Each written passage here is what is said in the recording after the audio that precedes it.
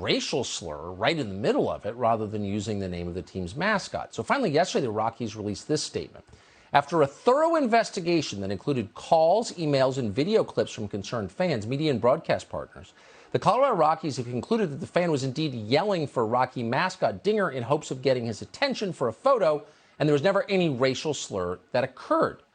End quote. And what you'll notice is there's no apology in there to the elderly man who was defamed.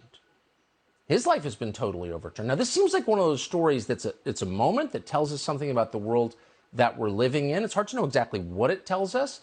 So we're outsourcing the thinking on this to our friend Jason Whitlock, the host of Fearless. He has thought about it, and we're happy to have him on tonight. Jason, thanks so much for coming on. So there's clearly a significance here. What is it? What should we take from this?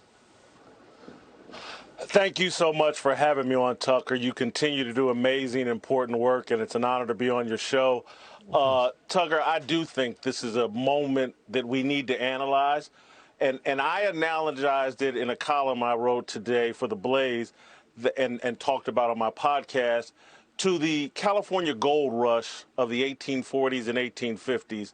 Their racism is now the new gold.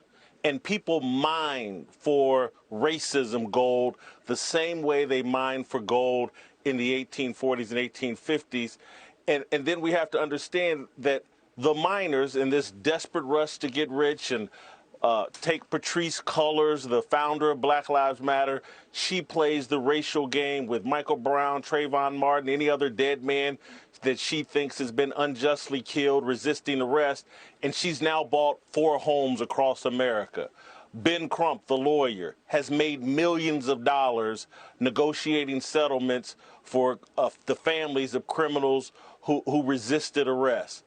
These guys are mining for that racism gold that's out there, and they're being rewarded for it. But the people that are really benefiting are actually the people that are exploiting the miners. And I believe that's social media. I believe that's Twitter. I believe that's Facebook. These platforms promote traffic and push the values of people that love to play the racial game, love to do racial division. They're feasting off this racial division that they're promoting over Facebook and Twitter. And it's no different than the gold rush. The miners made a temporary fortune. The people who exploited the miners made millions and billions of dollars. And that's what's going on today. They've set up this game where everybody rushes out on a desperate hunt to find this racism gold. And it's not really scarce, but it's just hard to find, and it's costly to produce and point to it and say it contributes to systemic racism, because that's been changed by laws and rules. But this racism has a gold through social media that's making people wealthy, and they're exploiting the rest of us. And I'm trying to help people understand we're the victims of this. Those of us with traditional American values, those of us who believe in God, those of us who believe in the founding documents of this country, because when the 49ers came in the 1800s in California, they ran off the indigenous people. The indigenous people, Native Americans, were slaughtered. They were massacred. Their hunting grounds and all, they starved to death. That's what's happening to us. We're allowing Jack Dorsey, Mark Zuckerberg, and the people in Northern California to destroy us and run this country away from us, and we need to put a stop to it, Tucker. You're the first person I knew to really take social media, not their bias against conservatives, but just the actual platforms, the medium of expression, very seriously and recognize that they're a threat. Why isn't, and I agree with you, I have come to agree with you, why do people not recognize this? Because corporate media will not connect the dots, will not explain what is transpiring.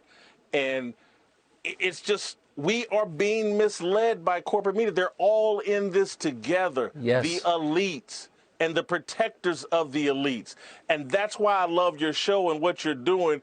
You are a voice, and you come from wealth or whatever, but you are the voice for the working class. I'm trying to be right in there with you to try to explain to people in America, those of us with working class values, whether we have wealth or not, those of us who work, we have to come together and take our country back.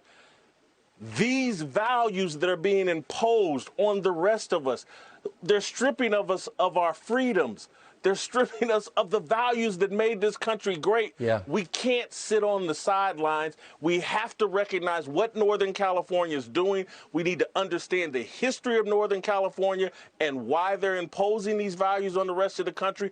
Once we understand, we got to know who we're fighting against, and we're being misled. We're fighting against each other when we have a common enemy of elites and the tech billionaires that are like the gold millionaires of the past.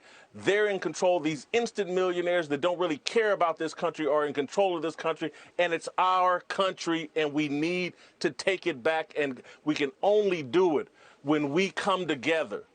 We have to come together. You're making my heart beat. I agree with every word that you said. I didn't used to, but it's proved to be true, and you were right all along. Jason Whitlock, excellent to see you tonight. Thank you.